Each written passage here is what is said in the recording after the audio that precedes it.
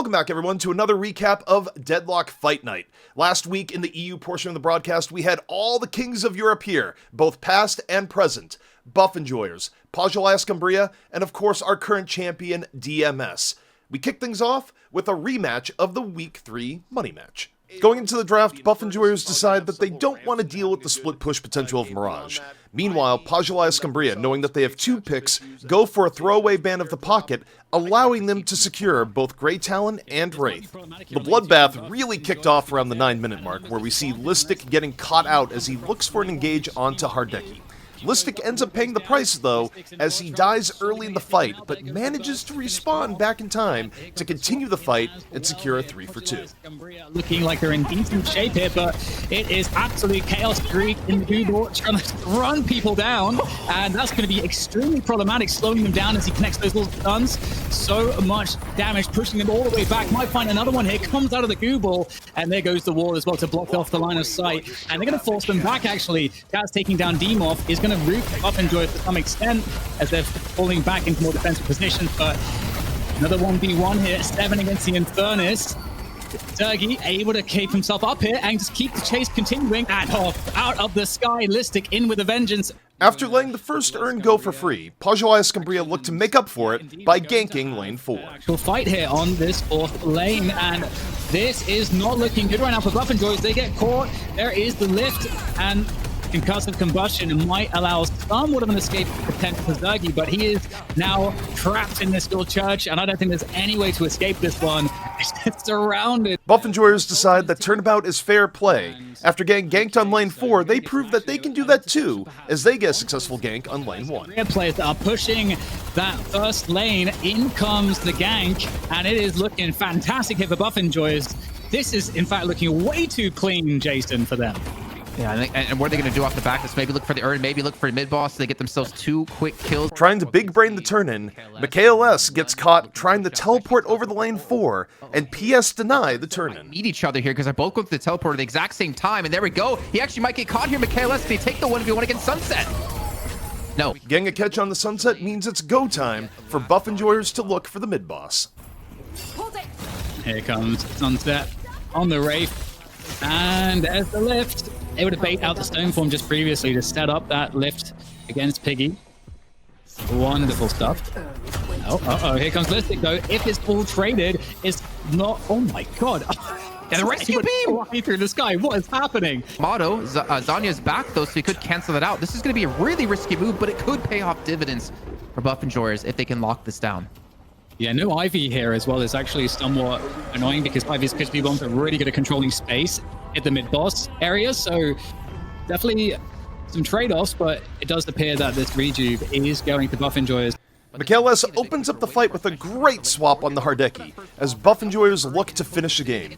Together, on the other hand, had something to say about it as he single-handedly stopped Buff enjoyers. Defending here, if they can just save the Walker as well, that's going to be fantastic. It might be a little bit too difficult. It's just looking very challenging from Buff enjoyers, forcing their way forward. There's no wall available now. Everybody's getting just drilled down, and 4 kills actually for Sharik, who's been insane, honestly, on this hole. The control on the Google is fantastic.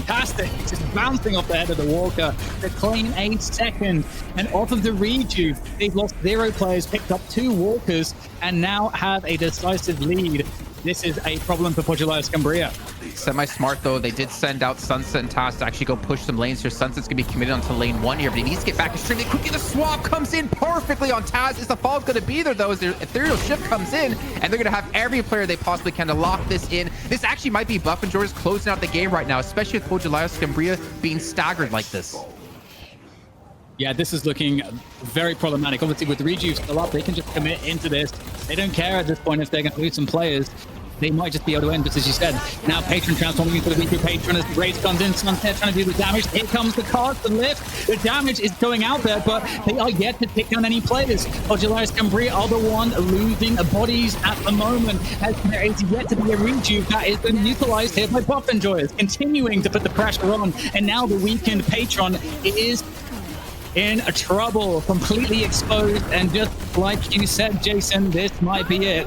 Oh, the Storm Cloud. It might be doing some serious work. Look how low and everyone Buff and Joyers are. The Storm Cloud might have actually just saved this for PS. You can still see Listic here. Piggy's going to be here as well. And the KLS looking to burn this down, or are they going to back away? Obviously, with the Rejuvenator, they can afford to commit to this as it's down to about 10% HP. The knockdown comes in yet again. It's all down to Piggy, who's trying to solo it 1v3, but he's not going to be able to. The Patreon surviving with about 5% health, and Pojilaya Skumbriya hold.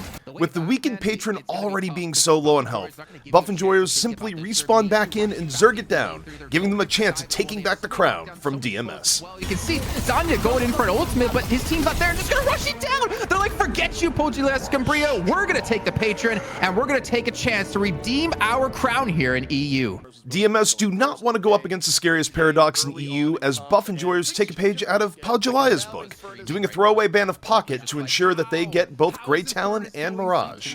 Listic showing he isn't just an Abrams player, as his Guided Owl opens up with 2 kills for the Buff and Joyers. Trying to back away, and Zergy and Co. looking like they might escape the telekinesis. I haven't seen it go out just yet, but Listic able to get one with the Owl. Again, that global presence. Demoff turns it around as well off the back of that stun, and a fantastic turnaround of Buff and Joyers. Listic further puts on a clinic, surviving a 3-man dive on his Guardian. Not only does he survive, he helps his team get 2 kills. A little bit of a gank coming here onto Listic, who's looking to survive, and nice little jump away does provide him the distance he needs, but it might not provide the survivability in the end. Nice finish there. Wait, what? From Listic. What's happening? Buff and Joy is finding quite a few kills here on lane 4. Knowing just how strong of a Wraith player that Play With Me is, Buff and Joyers invest into Ethereal Shift on 3 of their players. Zergy, McKayless, and Listic all go with the Shift to extinguish the 1v1 potential of Play With Me.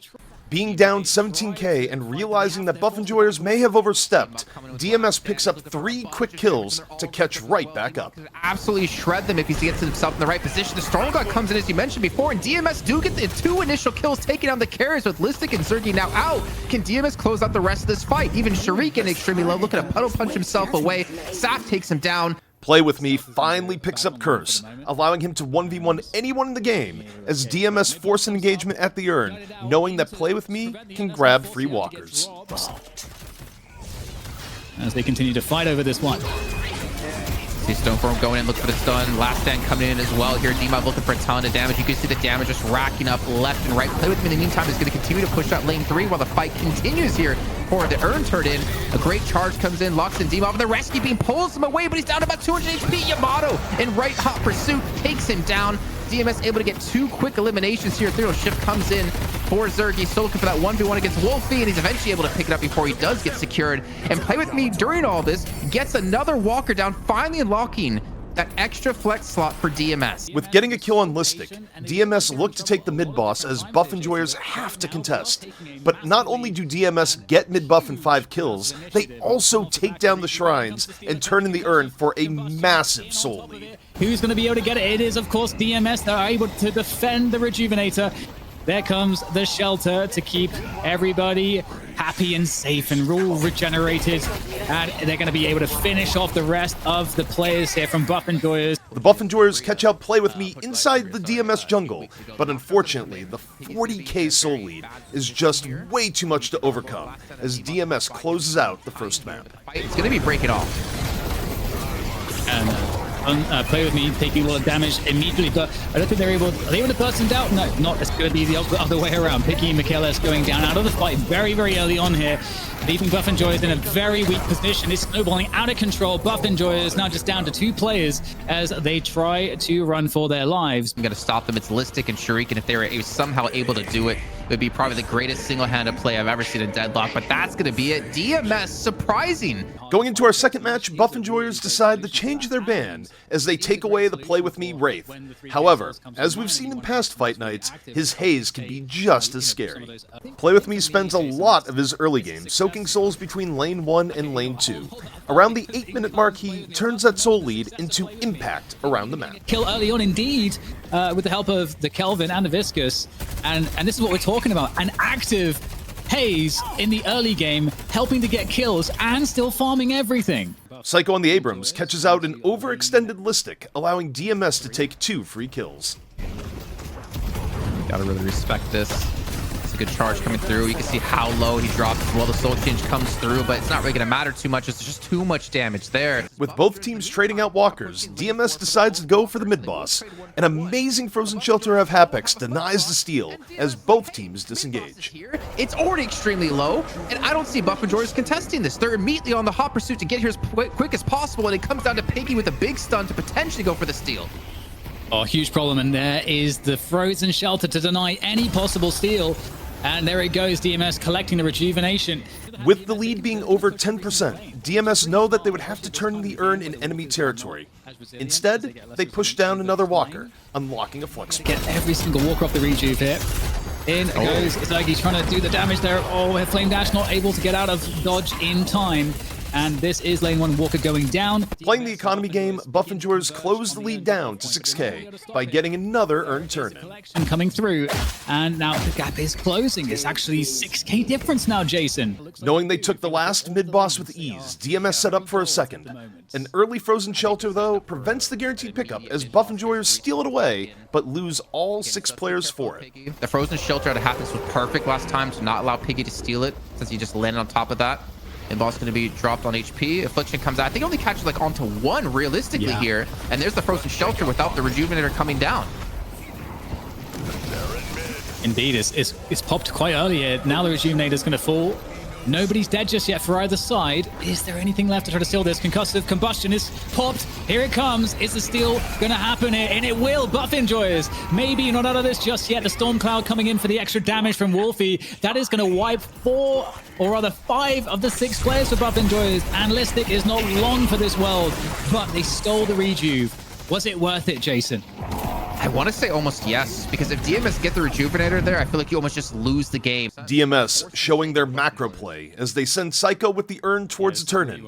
Doing this forces Buff enjoyers to make the decision of either engaging on mid-boss and losing the turn-in, or stopping the turn-in and potentially losing mid-boss. He's going to go for the full turn-in, because if he baits him away, they can take mid-boss. If they don't contest it, he gets a free turn-in. Yeah, it is interesting because that turn-in, it's probably, I would give it up if I was the other team, because that level of souls you're getting from that is probably not going to make much of a difference. He would be hoping to pull players away from the team fight by trying to turn this one in, but they're not.